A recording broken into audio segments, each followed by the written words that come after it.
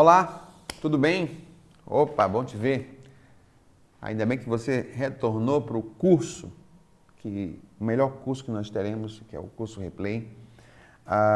E aqui é o professor Juscelino Aquino, de literatura, voltando para o nosso curso onde tínhamos parado. No nosso último encontro, nós trabalhamos uma estética, a que mais durou no Brasil, a primeira escola literária aqui no Brasil, o Barroco. Vimos o Barroco como uma escola literária sinuosa, torta, um reflexo de seu tempo, um reflexo da Contra-Reforma, um reflexo de um período da era colonial. Nós teremos então hoje, na aula de hoje, a continuação do conteúdo pretérito. Nós chegaremos ao século XVIII e daremos continuidade às nossas aulas. Na aula de hoje, nós estudaremos uma escola chamada Arcadismo. Isso mesmo, Arcadismo. Tem um outro nome. O arcadismo também é conhecido como neoclassicismo.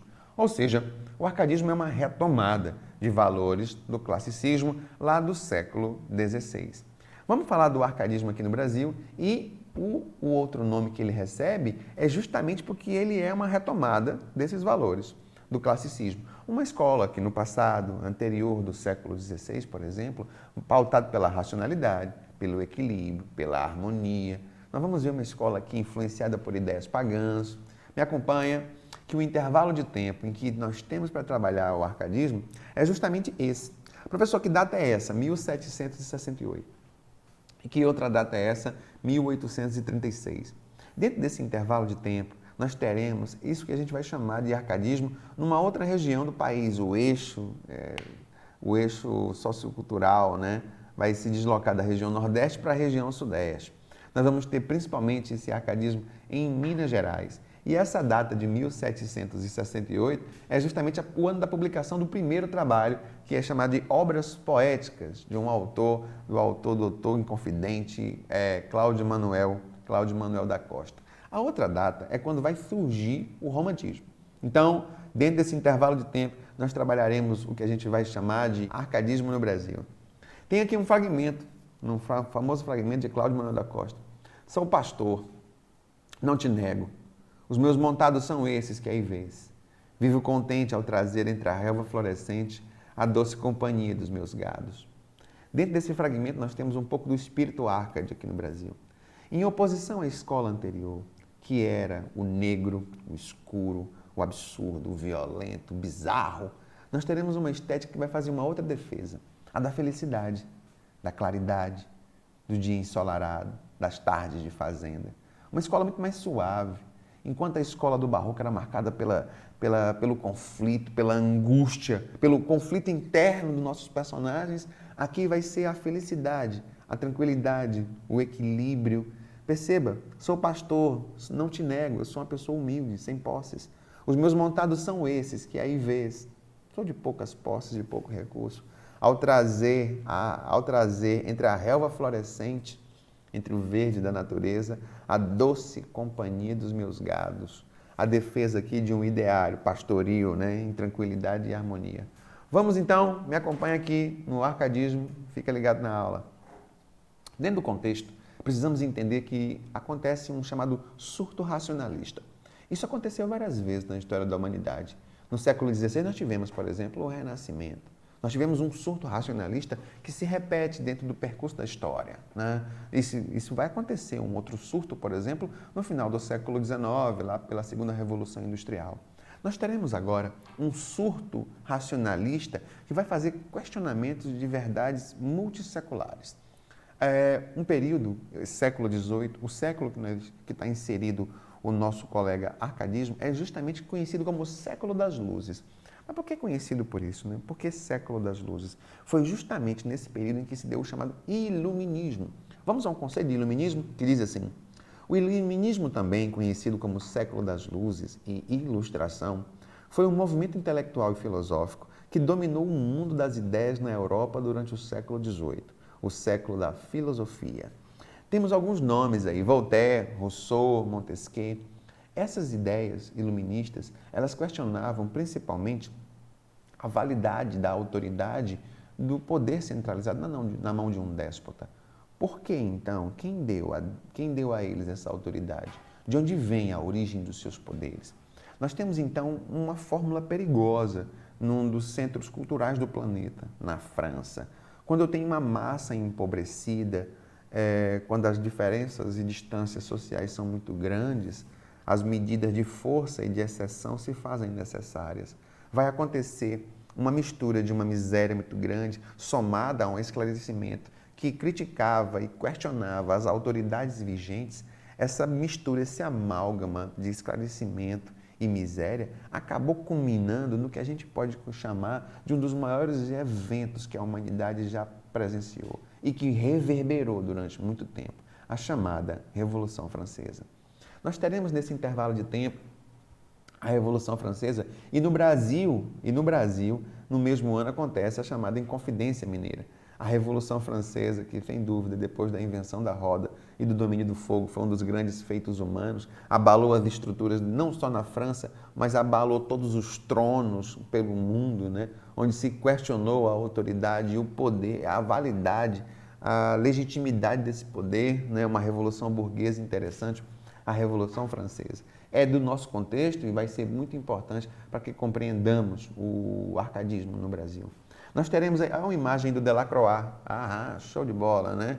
Tá vendo essa imagem? A famosa imagem da liberdade, aí segurando a bandeira, vários corpos embaixo. A revolução foi necessária e para acontecer a revolução não se faz só com flores, né?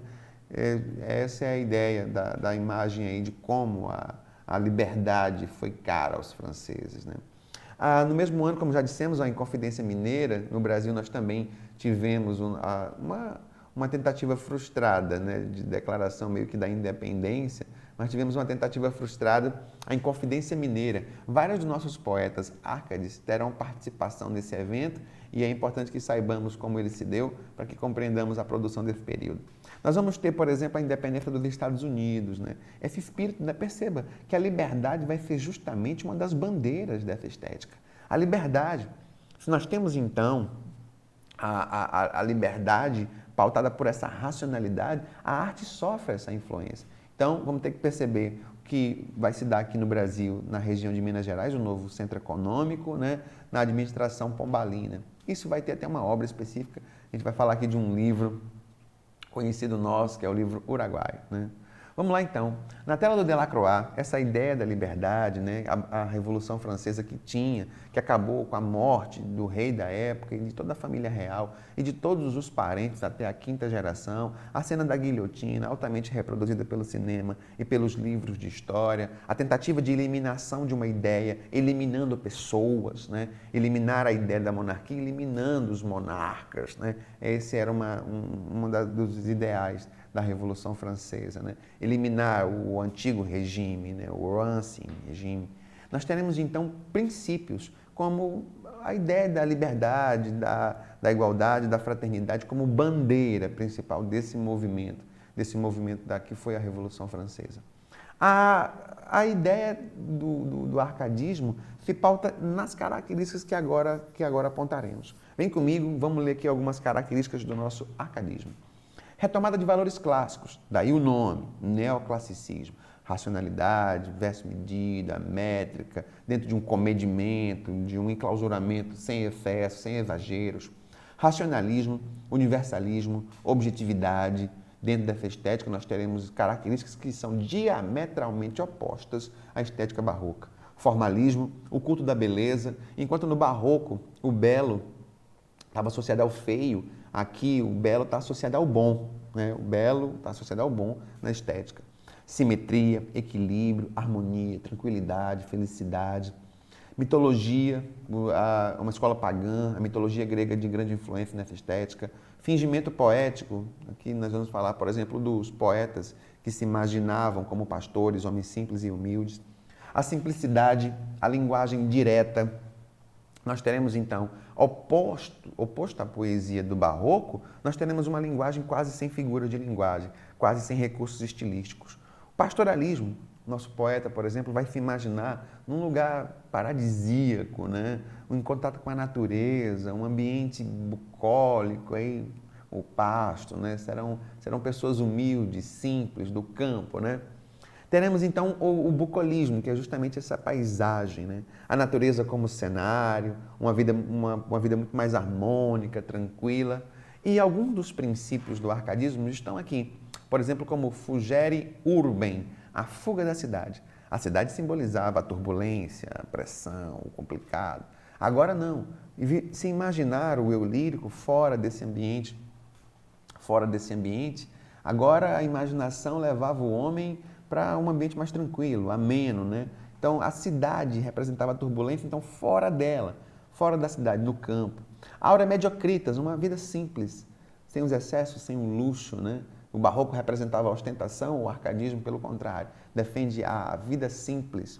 Carpe diem, aproveitar o tempo.